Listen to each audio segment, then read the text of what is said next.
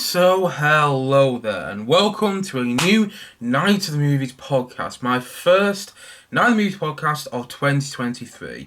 Happy New Year, because I haven't actually done any videos on the YouTube channel since the beginning of the new year, and Happy New Year as well to podcast listeners, if there is any out there. But basically, if you don't remember, in these podcasts, I talk about movies and TV once or twice a week for about half an hour to an hour. And in today's podcast, I'm going to be talking about some of the movies and TV shows I missed in 2022. And I'm going to be reviewing them. So that includes such movies and TV shows as X, Barbarian, Guillermo del Toro's Pinocchio, I Want to Dance with Somebody, as well as White Noise. And on the TV show side, I'm also going to be reviewing Wednesday, which is the new hit Netflix TV show, all about Wednesday Addams. If you didn't know that, I'd be kind of surprised. But still, at the same time, though, I'll also be reviewing The Bear, which is also now on Disney+. But before I do all that, I should say what I say at the start of every podcast that I do, that if you are watching this on YouTube, hello there to my viewers. But heck, you just don't have the time to watch the full podcast on YouTube, then you can also check it out on Spotify at Nights and Movies on that platform. And if you are listening on Spotify, hello there to podcast listeners, then you can also check me out on YouTube at Nights and Movies on that platform. Likewise, wherever you're listening or watching the podcast, if you're enjoying it, please feel free to like, subscribe, and leave feedback so I know what to improve on the next future on these podcasts.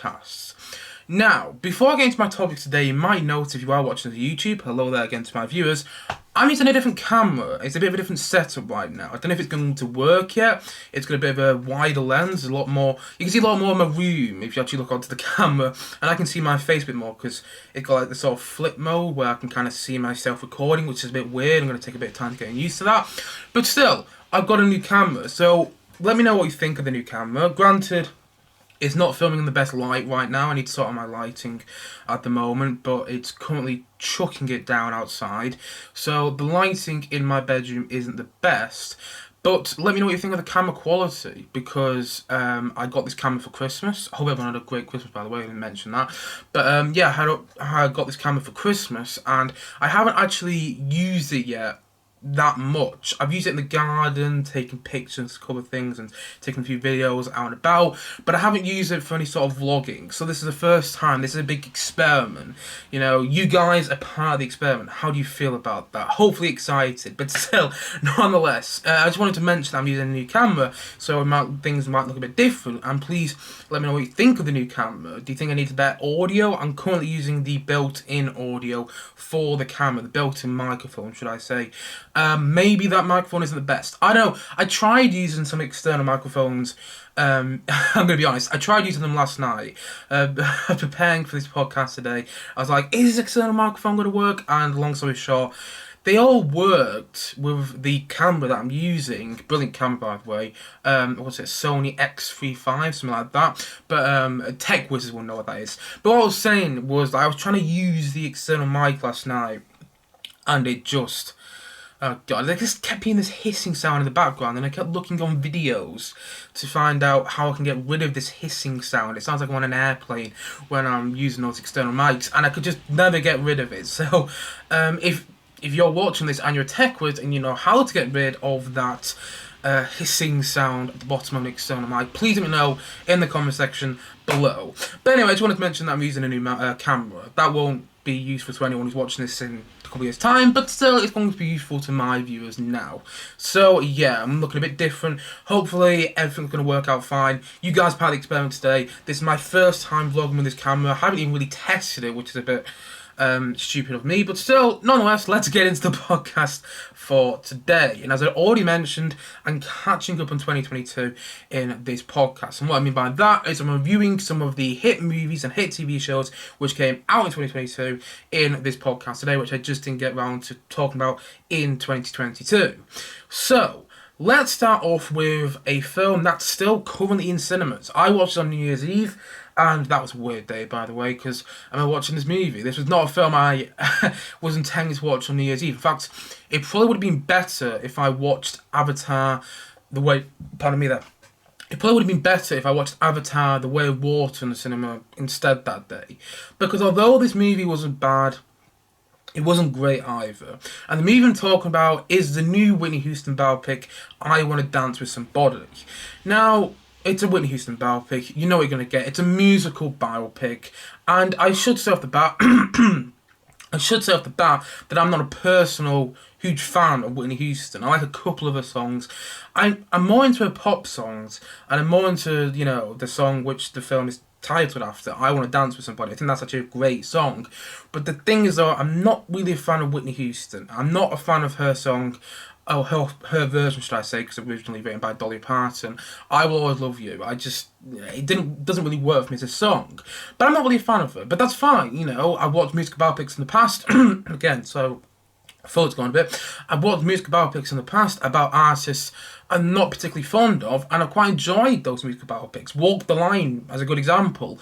I don't mind Johnny Cash as an artist. I never really loved his music, but that film, directed by James Mangold, who's directed Indiana Jones 5, which comes out this year, by the way, very excited for that. But still, back to musical biopics. Walk the Line, I think is a great movie though, and that's all about Johnny Cash. Or we look at some like Straight Outta Compton, which is all about NWA. Not a fan of rap music whatsoever, although I think that movie has a lot of merit. But the thing is with I Want to Dance with Somebody is it feels like the picture book of Whitney Houston's life. It feels like we never really cut back behind the curtain like we do in the best musical biopics like Walk the Line, which I already mentioned, or What's Love Got to Do with It, the Tina Turner biopic, which I really liked. Or even, trying to think of some ones off my head, Love and Mercy, the Brian Wilson biopic, all about the Beach Boys. He was the songwriter of the Beach Boys, the person who came up with some of the best songs ever in that band. Again, my voice is going a bit, apologies about that. But yeah, the thing is about those musical biopics, as well as Bohemian Rhapsody, as well as Rocky Man, and as well as Elvis, they cut back the curtain. They, dive into the artist's life. They get to the meat of their story. They show the highs and the incredible highs for those artists, but they also show the incredible lows, and they show when the artists again, sorry, my voice is going a bit, so I drink of water. But anyway, yes, they show the incredible highs and the incredible lows of those artists, and they do them in a really good way. But the thing is, though, it felt like in I Want to Dance with Somebody, even though it's a 2.5-hour film, it's about that anyway, it might be just under it. It doesn't really feel like we ever get to the meat of Whitney Houston's story. It shows her in a dark moment, but it doesn't show her. It doesn't show how dark they actually get. And that's why I was a bit let down by it. It's not a bad film. I think that the performances, particularly Nomiaki as Whitney Houston, by the way, I really enjoy Nomiaki in Rise of Skywalker, so it's kind of nice to see another movie, because I haven't actually heard much about her recently as an actress, but she did an amazing job in this film. Stanley Tucci's also great as the manager. All the performances are fantastic. But I still don't feel like I know that much about Whitney Houston. And the thing is, though, I don't have to be a fan of these artists, like I've already mentioned, to enjoy musical biopic. I feel like I know a bit more about Johnny Cash after watching Walk the Line. I feel like I know a bit more about NWA after watching Straight Outta Compton. I feel like I know a bit more about Elton John after watching Walking Man. That's what these musical biopics are meant to do. Sure, they're not 100% factually accurate, but that's never really bothered me. And I feel like I've watched the picture book of Whitney Houston's life. I feel like I watched the version of Whitney Houston that has been sold to the media so many times, and I don't feel like we really got to the meat of her story. And so, pardon me again there, I Want to Dance with Somebody is not a bad movie. I didn't hate it. I didn't take a strong disliking to it by any means. But it could have been a lot better. I don't think it really touched on the dark stuff enough in her life. And I know people say that Bohemian Rhapsody didn't do that, but it did. There's a whole section of Bohemian Rhapsody where you literally see Freddie Mercury go into depression, and it's fantastic. I love that movie. I don't care what anyone says. And I also don't think it's helped that Elvis came out last year, and Elvis is my favourite film of 2022. In my opinion, it should get all the awards at the Academy Awards this year. But the thing is with Elvis is that movies kind of ruined musical biopics for me. I was sitting there in the cinema watching I Want to Dance with Somebody on New Year's Eve and thinking to myself, it's no Elvis. And for some people, that won't be an issue. I know some people really don't like Elvis, and that's absolutely understandable. But from my subjective point of view, I loved Elvis so much, and I was watching I Want to Dance with Somebody, thinking it's no Elvis. It's not as good as it could be. And I came out of the cinema and I said to the people I just watched the movie with, I still don't really know who Whitney Houston is. I still don't really know her story. And the person said to me, "But that was her story." I was like, "Yeah, but I still don't know it. I still don't feel like I know her." And I feel like when you watch a musical biopic, you're meant to get to know the artist in some sort of way, or get to know a different face on that artist, a different personality on that artist. But I never really got that with I Want to Dance with Somebody. So it's not awful, but it could have been, and it should have been a lot better. It's the picture book of Whitney Houston's life, and for that reason, it didn't really work for me. And so I'm going to say that I Want to Dance with Somebody, I'm going to say that it's about a 6 out of 10. Listen, if you're interested in the film, go and check it out. I'm not, disencouraging anyone from checking this movie out. Because if you're a Whitney Houston fan, you might really like it. Even if you're not a Whitney Houston fan and you just like some of her music, you might also really like this movie. It's also subjective and things like that. Just because I dislike it doesn't mean you will. So go and check it out if you are thinking about checking this movie out. I'm pretty sure it's still in cinemas as of now. But at the same time, though, I'm just being honest, and I thought it could have done more, and it should have just focused on one part of her life. Like, a great example in the movie is towards the end, or in the last half an hour of the film, you find out that Whitney Houston did this concert. I can't remember where it is now, but she did this concert where her voice went, and her voice wasn't great, much like me in this podcast today, where my voice is going a bit. But you find out towards the end of the movie that she did this concert where her voice wasn't the best. But they just kind of skim over that. I wanted to see more of that.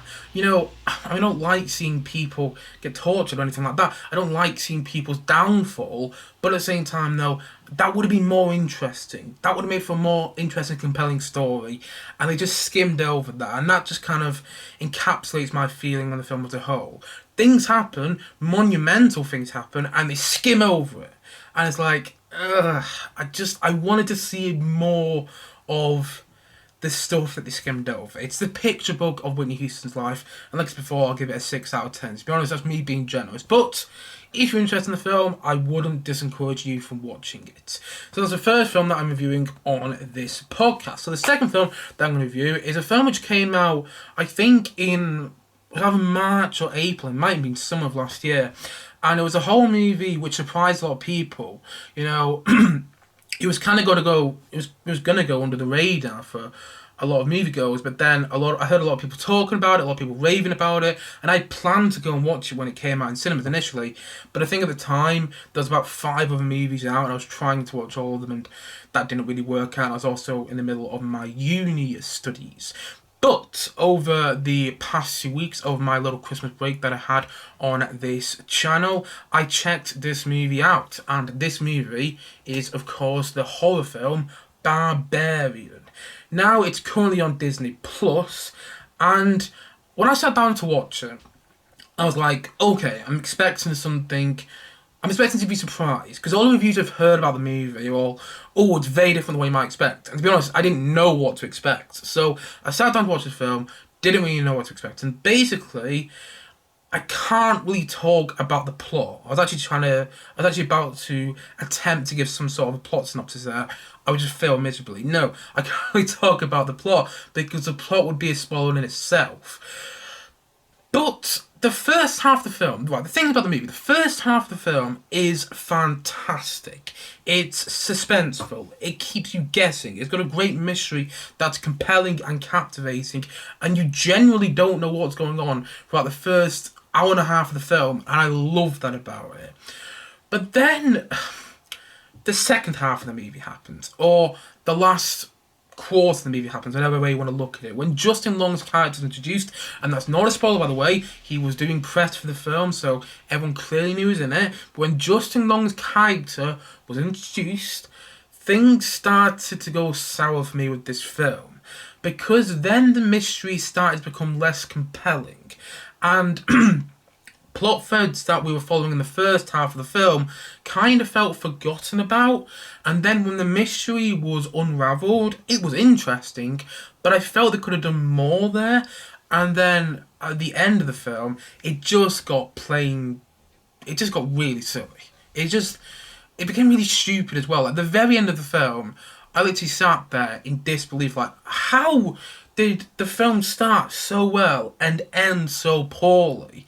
And the thing is, the first half of the film is eerie. It feels like a proper horror movie. It's keeping the edge of your seat. It's suspenseful, and you love the mystery. I don't have a clue what's going on, and I was sitting there thinking, I love this. I love the fact that I don't have a clue what the hell's going on in this movie.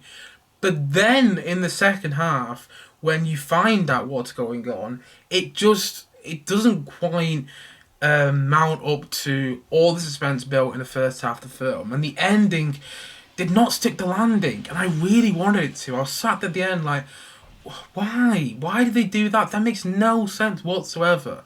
And so, the thing is about Barbarian, if you're thinking about watching a fun horror flick, I would probably recommend this. Like I said before, it's only on Disney+. But if you're looking for a proper horror movie that's going to deliver in every sense of the word, I don't think that Barbarian particularly does that. It's not bad, but the ending really soured the film for me. I mean, the second half of the film kind of did. What they should have done, and if you watch the film, you know what I mean here. What they should have done is introduce Justin Long's character first, and then introduce the girl who's introduced at the start of the movie. Done it differently, and that would have worked better, because you still could have done all the suspense. You still could have made all that mystery compelling. You still could have added all that mystery in there. But instead they do it the other way around, and it doesn't really work, because like moments after being introduced to Justin Long's character, you find out that he's allegedly done this really, really bad thing. And I just struggle to actually really care about any of the characters after that. The ending really annoyed me with this one. And so Barbarian is by no means a bad movie, but the ending, if it stuck the landing, could have made the film so much better. And ultimately for me, it was a bit of a disappointment in the end. I don't dislike the film, but meh. That's probably how I'd recommend it. I'd say, if I was going to sum it up in one word, I'd go, that's not even a word, it's a noise. That's what I'd say. I'd go, but anyway, I'd probably give Barbarian a 6 point. You know what? No, I'm just going to give it a 6 out of 10. Again, disappointing, but not bad. Not awful by any stretch. But next, the next movie that I watched in my little 2-week break there that I just had was Guillermo del Toro's Pinocchio, which came out, I think, just after or just before Christmas on Netflix as of last year. And if people don't know already, this is Guillermo del Toro's version of the classic Pinocchio story, which, as far as I know and as far as I can think right now, it's been done by Disney twice. I know the latest version by Disney isn't meant to be any good, which is kind of surprised me. I've Robert Zemeckis directing that, but still, haven't seen the movie, couldn't say. But this is Guillermo del Toro's version. And I should also say, by the way, this might surprise some people, I've never seen a Pinocchio movie. Or, as far as I can remember, I haven't anyway. I know the story, but I just never have watched any of the Disney versions. But the reason I sat down to watch this version of Pinocchio, or Guillermo del Toro's version of Pinocchio, which I said before is currently on Netflix, the reason I sat down to watch this version is because it's Guillermo del Toro, who is a really interesting and often visually stunning filmmaker who makes some, he makes some captivating movies that really dive down into, dark themes of death, fascism, and, just people dying. That's what his films are often about. And I really liked them. I think Pan's Labyrinth is an amazing movie. I also really like Nightmare Alley as well, which some people weren't as big on, but I was swept away by that movie. And I'm a big fan as well of Crimson Peak, which he directed with Tom Hiddleston, Jessica Chastain. I thought that movie was really good. I don't care what anyone says, because I know that film got a bit of criticism for being a bit stagey, but personally, I really like Crimson Peak. And he also directed, Pacific Rim and the Hellboy movies. I've only seen the first Hellboy film. I didn't mind it. Wasn't really my sort of thing. Same with Pacific Rim. Didn't mind it. Wasn't really my sort of thing, though. But this is his new film after Nightmare Alley. And I should say that he didn't solely direct this film. Although, it sounds like he was the main force behind it. Someone else directed it. It was a co-direction, but still, nonetheless, it's been marketed as Guillermo del Toro, and that's how it's named on Netflix. So that's what I'm going to focus on, the Guillermo del Toro of it. And I really liked this Pinocchio. I thought the storytelling was compelling. I thought it was done in a quite unique way, like you'd expect from Guillermo del Toro. None of his films are quote unquote normal. I mean, no film is normal anyway. But Guillermo del Toro's Pinocchio is no different. It's a very different take on the Pinocchio story, and I liked the fact that it felt very Guillermo del Toro as well. This does feel like a Guillermo del Toro film. It feels in the same vein as Crimson Peak and Pan's Labyrinth and so on and so on and so on. It feels like a Guillermo del Toro film, and I really like that through the visuals, through the lighting, through the creature design. It feels Guillermo del Toro, and I can see this being nominated and potentially winning Best Animated Feature at the Oscars this year. However, I wasn't emotionally attached to this film, though, I should say.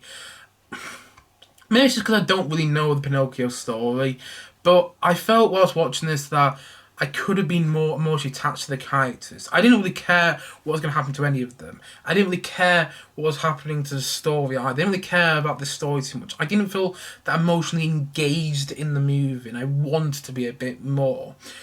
But I like the fact that it focused a lot on death. I really like that about it, actually, especially in the end, where the whole kind of moral of the film, at least what I took from it, is like, death happens to everyone, and you're just going to eventually accept it. And I really liked that about it. And also, one thing I haven't mentioned about this Pinocchio film, is that it's stop motion animation. So it's in the same sort of vein as, most Aardman films, like the Wallace and Gromit movies, Chicken Run, Shaun the Sheep, and so on and so on and so on. And also in the same vein as, Tim Burton's The Nightmare Before Christmas. To be honest, it's probably more similar to the sort of stop motion animation that you get in The Nightmare Before Christmas than, say, Wallace and Gromit. And I really thought that the stop motion animation was fantastic. It was seamless. And then I watched a brief behind the scenes about how they did the stop motion animation on YouTube the other day, and I was like, wow, you wouldn't have guessed it. Honestly, the stop motion animation, like I said before, is seamless, and it works effortlessly in, telling this very Guillermo del Toro version of a story that we already know. But I just wish I found the film more emotionally engaging. That's my big thing with it. And also, I didn't particularly like Pinocchio in this film. I didn't particularly like the person who voiced him. I just found Pinocchio a bit annoying. And by the way, the film's got a great voice cast. One thing I haven't mentioned again yet, which I've got on my notes here, but just haven't mentioned because I'm not really looking at my notes right now. But yeah, it's got a great voice cast of people like Ewan McGregor, Kate Blanchett, Christoph Waltz as the circus owner, Ron Perlman, Phil Wolfhard, and so on and so on and so on. Great voice cast who all do a great job. I particularly like Ewan McGregor. He sings a lot because Ewan McGregor can sing in films. He has sung in films like Moulin Rouge, the remake of Beauty and the Beast when he played the Candle, and he does a great job singing here. Yeah, I liked the film, like I said before, but I didn't love it, and I kind of wish I did. But it's still another good Guillermo del Toro movie, and I'd probably give it a 7.5 out of 10. Watch out for this one at the Oscars, because it feels like it will get an Oscar at least, and like I said before, probably for Best Animated Feature. But anyway, let's talk about another movie on this list. Should I do it that way? Yeah, I'm going to do it this way actually. Let's talk about another movie that's a Netflix film. Another Netflix film, should I say, because the last one I just reviewed was a Netflix film, and this one is as well. Another one which potentially might be an Oscar contender, although we'll have to see about that. And this film is White Noise, Noah Baumbach's White Noise. And basically, the film is about, and this is not a plot synopsis, this is what the film is about, consumerism, life, and commenting on the world we currently live in. That's essentially what the film is about. That's not the plot synopsis, because if I was going to do a plot synopsis for White Noise, I'd be going on for about 10 minutes just with the plot synopsis. Honestly, there's about 3 main plots in this movie, and none of them really work. Must admit, not a huge fan of White Noise. I'm not going to talk about this film loads, other than the fact that I didn't feel that I got it. It felt like it was an inside joke, and I didn't get the inside joke. I know this film is based on a book, and surprise, surprise, I haven't read the book that this film is based on. But at the same time, though, I've watched many film adaptations of books in the past that I haven't read the book of, and I still really enjoyed it. I've still got, like, films that come to mind right now. Pan's Labyrinth, I'm pretty sure that's based on a book. Also, Lord of the Rings movies, love them, and they're based on books, and I haven't read the books that they're based on, so you get the point. I can still watch movies based on a book and still like them. But I felt like you had to read the book to understand White Noise. Every single character speaks like they're reading a script, speaks like they're reading lines of dialogue. They don't speak with much emotional range. None of them speak with much urgency. None of them sound like they're actually people. No one in the film sounds like a person. You feel like you're watching.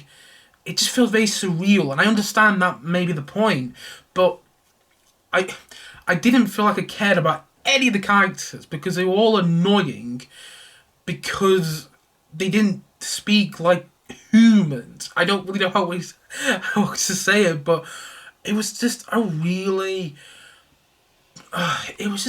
annoying film. It was. It just went on and on and on and on and on, and it was about 2 hours and 15 minutes or something like that. Might be over that, and it felt longer as well. And granted, I had a bit of a break in between when I was watching it, so maybe it felt longer than it actually was for me. But I mean, I don't really know what the film was doing. I understand what it was commenting on and things like that, but like, it feels very disjointed as well. The first act of the film, it feels very episodic. The first act of the film feels like one episode of a TV show. The second act feels like another episode of a TV show. And the third act feels like the final episode of a 3-part TV show on Netflix. And that just weirded me out as well. Like, that annoyed me. It feels so strange. And it feels disjointed. It feels really disjointed. Like, the second and third act don't feel like they go together whatsoever. And I don't really know what they were going for. And the reason I say it might get some Oscar consideration is because it is written by Noah Baumbach, and it does star his, actor, director wife, Greta Gerwig, who has been nominated for Oscars in the past for writing and directing, and is currently at work on the Barbie movie, by the way, which comes out later this year. And also got Adam Driver in there. He's been nominated for a lot of Oscars in the past. I say a lot of Oscars, probably won about 2 Oscars. But still, there's Oscar written all over this movie if you just looked at it on paper. But I don't know what happened. Like, Noah Baumbach, I haven't really watched many Noah Baumbach films, but his latest movie, which came out in 2019 before this one, Marriage Story, feels so real, and you feel emotionally engaged in the film because of the characters, which are just so well and so beautifully and brilliantly written. But in this film, the characters don't feel real. It's like a complete contrast from his last movie. And for some people, that'd be great, because they'll show the range of the filmmaking, blah, blah, blah. For me, it just made me wish I was watching Marriage Story instead. I wouldn't disencourage anyone from watching it. I don't know if that's a word, by the way. I've used that word a couple of times in this podcast today. Not actually sure if it's a word. Maybe it's made up a word there. I think it's a word, though. But anyway, yeah, I wouldn't, not encourage anyone from watching this film. But at the same time, though, be wary that it's not like Marriage Story. It's more, I don't really know. It feels very pretentious. That's what it feels like. It feels like, you either get the joke or you don't. And there's a thin line between both those things in the film. You either get it or you don't. And for me, I didn't get it. And I can see why some people might love this movie and absolutely adore it and adore its dark comedy, which didn't make me laugh once, by the way. But for me, it was just a really pretentious and annoying film that I couldn't really wait for it to end. And as for perks, Adam Driver's good in it. It's not his best performance, but it's not his worst performance. Greta Gerwig's good in it. So is Don Cheadle as well, and the small part is in. All the performances are good, and it ends in a dance number, which is kind of fun to watch. And it's shot well, but other than that, can't really think of many good things to say about this film. And so White Noise, if I'm being generous, I'm going to give a 3 out of 10. really not anything to write home about. And you think it's about white noise, right? Last thing I'm going to say about this movie. It will probably be a cult film in about 10 years' time. But as for now, it feels just very out of place. And I mean, sometimes it was a bit too on the nose as well. And I don't know, it was rubbish. It was just pretentious fluff. That's what it felt like. It was just pretentious and making all these comments on the society and the world we live in, and none of it worked for me. None of it worked for me. But anyway, let's talk about another movie that I watched in 2022 and I didn't get around to reviewing. Now, this actually came out early in 2022 from what I remember. It might even come out. It might have even come out in January of last year. That's how long ago. It might even come out about a year ago now. And that movie is the horror film X. So this is the second horror movie that I'm reviewing this podcast today. Unintentionally, by the way. I wanted to see X for a while because I'd heard some really mixed things about it. I remember when it came out, one of my close friends, actually went to go and see it. And he came out and he said, "Oh, it was absolutely terrible. It's rubbish." Pardon me there. Yeah, so it was rubbish. And then I heard from some reviewers, though, that it was actually quite good. And I always kind of wanted to watch it, but I never really found the time. And I found the time, though, about a week ago. And I watched this, I think, the night after I watched Barbarian. And they're very different films, by the way. This film, basically, and this is a quick plot synopsis, follows a group of young adults who go to this farm in the middle of nowhere, and this farm is owned by two old grumpy people, and they go to the farm to film an adult movie, and then as the night goes over them, things start to go wrong. And it's a horror movie, so you can expect gore, blood, and all that. And I actually quite liked this film.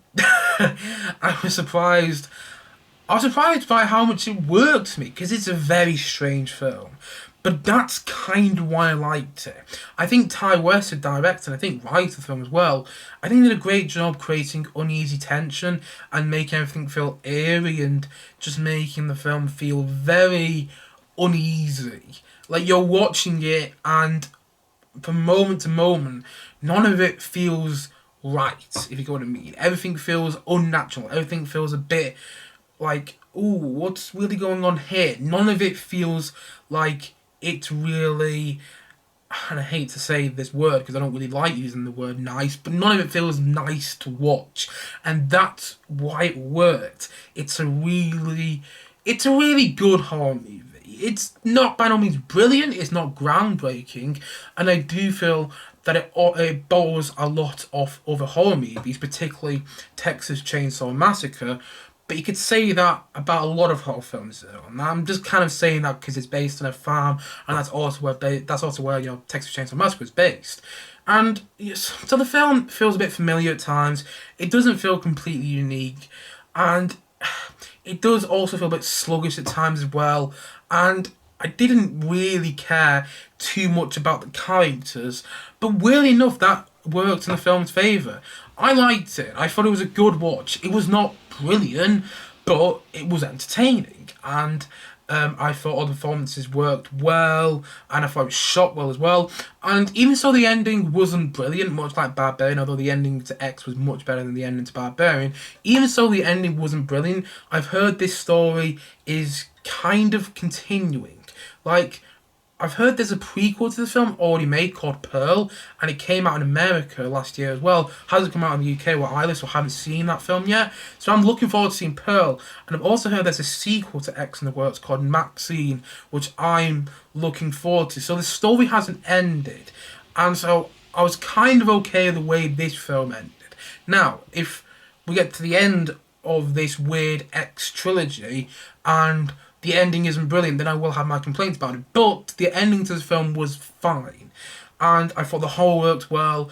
I liked the way everything was built up in suspense. To be honest though, I was more interested with the characters who were making this adult movie though. I was more interested in that storyline because there was some interesting stuff going on in there, particularly with Mia Goth's character, with Brittany Snow's character, with Jenna Ortega's characters, and with all the men in there as well. I don't really know the men actors were called in this film, the male actors were called, but there was some interesting stories going on there. I cared more about that than the actual horror, but the horror was fun, and if you're looking for a fun horror flick, I would recommend X. I think it's better than Barbarian. It's currently on Prime Video, and it's a bit slow at times, sure, it's a bit sluggish, but, you know, it's a good horror movie, and I think it does better at delivering the horror elements and delivering a good final act that sticks a landing more than Barbarian.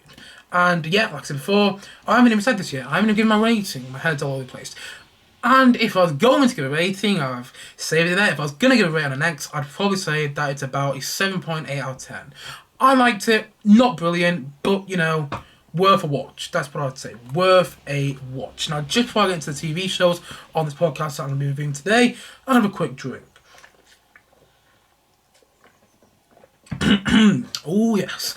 Now, let's quickly, and I mean quickly because I've got places to go, but let's quickly talk about the TV shows. Sorry about that. Let's quickly talk about the TV shows that I watched over the past 2 weeks, which came out in 2022, but I just missed them when I came out. There's only 2 TV shows here.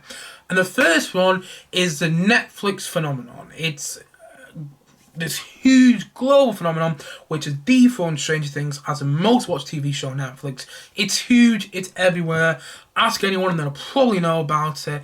It's still in the top 10 as I'm doing this podcast right now. It's still in the top 10 most watched TV shows on Netflix, or the most watched things on Netflix. It may even still be number 1. And the second season became confirmed on Friday night. It got confirmed yesterday and come to review on Saturday morning. But if you haven't guessed what it is already, it's of course Wednesday. The new Wednesday Addams Netflix TV show that is tremendously popular. And basically, if you don't know already, I'd be surprised if you don't know, because you might live under a rock if you haven't seen this show. I mean, I was living under a rock for the past month or so doing all this uni work before Christmas, so I hadn't actually seen the show. But if you don't know already, essentially Wednesday, the story follows that Wednesday Addams goes to Nevermore School for Outcasts, as they call it, and then murders start taking place around Nevermore by this monster, and she's trying to find out who the monster is, and there's all these different people, there's all different culprits who it could be, and there's all this mystery and things like that, and you see Wednesday trying to fit in at Nevermore as well. You see her make friends, kind of. You see a bit of the Addams family, but mainly the show is about Wednesday Addams trying to figure out this mystery. And I'm going to be completely and utterly honest here. I did not think this show was as brilliant as some people are making it out to be. It's fun. That's the highest praise you can give it. It's fun. You know, I once saw a review for a film, I can't remember what film it was now, but I once saw a review for a film that said moment-to-moment unpredictability. And this show was the complete opposite of that review, though. This show is moment-to-moment predictability. Everything is so predictable in the show. It's so cliche. You can see where jokes are coming from a mile away. You can see where plot points are coming from a mile away. You can see where all these different things are coming from a mile away. And it's... the mystery wasn't that compelling either. And the Wednesday character, I felt, was written a bit annoyingly, I must admit. Like, I think Jenna Ortega plays her well. I think if it wasn't for Jenna Ortega as Wednesday Addams, I wouldn't care about that character whatsoever. But the character wasn't the best. I also thought that the episodes were a bit too long. Like, each episode was either an hour or just under an hour, and it felt a bit monotonous as well. It just felt repetitive and went on and on and on. And I didn't really care about the show that much, and a lot of the time as well, it felt like Tim Burton, meets Sex Education. And you'd think that would work for me as someone who's a huge fan of Sex Education and a fan of Tim Burton. Although, surprisingly enough, it didn't that much. I must admit, those parts where I was kind of like, I wish I was watching Sex Education. And it borrows a lot from Sex Education as well. Another Netflix TV show. By the way, I can't wait for the 4th series of Sex Education, which is meant to be coming out later this year, as far as I'm aware. But anyway, back to Wednesday. And I also felt that it could have had more of Tim Burton's style in there. Like, it does feel like Tim Burton, who directed, I think, the first 5 episodes of the series and is heavily involved in the show, is an executive producer. And, all the teaser trailers come from, like, the weird, strange, wonderful mind of Tim Burton, things like that. It does feel like Tim Burton, but not as much as it could do as well. And it feels a bit disjointed, and the ADR was obvious in the series. And, yeah, it's got a lot of problems, but it was fun. It was fun, though. There were elements of the show that I actually really enjoyed watching. I didn't hate watching it, otherwise I wouldn't watch the rest of the show. I enjoyed meeting the rest of the Addams family. I think Uncle Fester was a great character. Wish we got to see more of him, but I liked his character. Same with Gomez Addams, which was played by Louise Guzman. And I really like Louise Guzman ever since I saw him in films like Punch Drunk Love, Boogie Nights, and Magnolia, and the small role he plays in that movie. But yeah, I really like Louise Guzman. But I would like to see more of him as well. Catherine Zeta-Jones was great as Morticia Addams. Would I like to see more of her? Would I like to see more of the whole Addams family? Because I've got to admit, this show didn't feel like it had to be an Addams Family TV show. It felt like if this was just a weird TV show about outcasts, it would have still been exactly the same. There was no reason for me given that it had to be Addams Family. And this is just me. It's just me complaining, rambling on. If you can find a good reason why I thought it had to be Addams Family, please let me know in the comment section below. But I didn't. I was watching it thinking, this doesn't need to be Addams Family. And I get why they've labelled it as Wednesday Addams. I get why they put the whole Addams Family brand behind it, but it didn't need to be there. And also, I liked Christina Ricci, can't pronounce her name, Christina Ricci, quite a lot on the show. I liked how she was in there, kind of passing over the baton. A bit on the nose, but it was fine. Also, Gwendoline Christie also was great in there as the head teacher. And yeah, the performances were all good. I also really like Jenna Ortega as Wednesday Addams, like I've already mentioned. And by the way, it was a bit weird watching her in this show, because about half of you watching the show, I was watching it over the span of a week. Half of you watching the show, I watched an X, and she has quite a in X. You see Jenna Ortega, who plays a schoolgirl in the show. You see her in X doing a adult film scene, which was a bit weird. I was like, that's the same actress? Wow. I mean, she's got a great range because she plays a very different character in X. But still, I thought Jenna Ortega was great as Wednesday Addams. I just didn't really like the way that character was written. And the show is shot fine. It's Tim Burton, although I did kind of feel he's lost his style a bit. I feel some of Tim Burton's earlier works in films like Beetlejuice, Edward Scissorhands, Batman Returns, which I think is better than his first Batman movie. What other ones did he direct? Big Fish, which is my favourite Tim Burton film. I do feel Tim Burton's earlier style has kind of been lost in his later movies. Like, last night, I stuck on Miss Peregrine's Home for Peculiar Children on Disney+. And that's a Tim Burton film that came out in 2016. And it didn't feel... It felt like Tim Burton wasn't, he wasn't as confident as he used to be when I was watching that movie. It didn't feel like Tim Burton's style was all over that film. By the way, I should say as well, Miss Peregrine's Home for Peculiar Children, which Tim Burton directed, like what he mentioned, that is very similar to Wednesday. It's a film about outcasts, and Wednesday is a show about outcasts. The two are very similar, and again, I feel at times that Tim Burton was just kind of sailing through the project, if you get what I mean, sailing through Wednesday, because he's already kind of done this thing in Miss Peregrine's Home for Peculiar Children. I don't think that film is that good, to be honest. I thought it was fine. I didn't think it was directed particularly well, and again, there was some obvious ADR, and it didn't feel that emotionally engaging and everything like that. But at the same time, though, I felt that Tim Burton had already done this sort of this sort of show in Miss Peregrine's Home for Peculiar Children, so it kind of felt like Tim Burton wasn't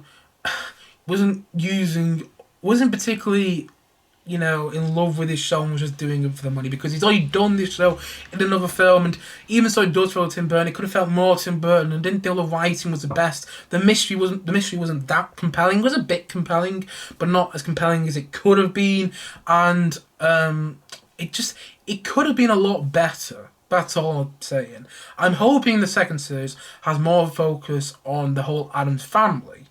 And I'm hoping we actually get to see them all together, because a little spoiler here, we don't. That's not really... I mean, it wouldn't have hugely affected the plot if we did. We got to see Uncle Fester with the rest of the Addams family. It wouldn't have affected the plot whatsoever. It wouldn't have made the plot better. It wouldn't have made the plot worse. But I still would like to see that. And we didn't get to see that. And it just... I understand why a lot of people have loved this show, but it is a teen show in the end. It feels very much like it's aimed at a certain demographic. And I'm not of that demographic. I can see why other people might love it, but I was a bit let down by it. I was a bit underwhelmed by this show. But that's just me. And so, all in all, I'm going to say that Wednesday was not brilliant, but not bad. And I'd probably give it about 7 out of 10. Not my sort of thing, but it was fun to watch. I'd often be building Lego whilst this was on, I'm not going to lie, because I wasn't that interested in the show, so I'd do something in the background. And I do feel it is one of those shows you can probably stick on in the background and do something else. I don't feel it's particularly, engrossing viewing. I don't feel it's going to grip you, and I don't feel it's going to keep your eyes glued to the screen like the other TV so much Power TV does. But it's fun. I said it before, I'll say it again, it's fun. Not nearly good as some people make it out to be, though. At least in my subjective opinion.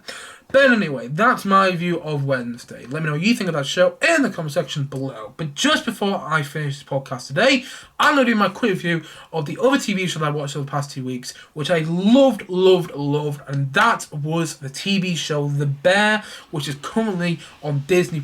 Now, basically, quick plot synopsis here. The show follows a group of people who all work in this American cafe sort of diner, and in the show you see the hecticness of their lives of working together in such a place, in such a small confined place. It often feels quite claustrophobic at times. You see the relationships formed in the show between the characters who work in this cafe, dealing with loss in unconventional ways, trying to keep a dying business going, and building up anger and releasing all that anger and found family and things like that. There's so much more to the show. Essentially, it's a workplace drama sort of comedy, and it is brilliant. I can't believe I slept in this show. Honestly, if I'd reviewed this show in 2022, it probably would have been my favourite TV show of last year, with Andor closely following. Because even though I loved Andor, this show is better. Because it's shot with this energy to it. There's this sort of urgency in every single episode. And even so, each episode, with the exception of the last, each episode is about half an hour long. The last episode is about 48 minutes or something like that. Even so, each episode is about half an hour long. You feel like you're going on a journey in those episodes, though. You don't feel like you've been taken...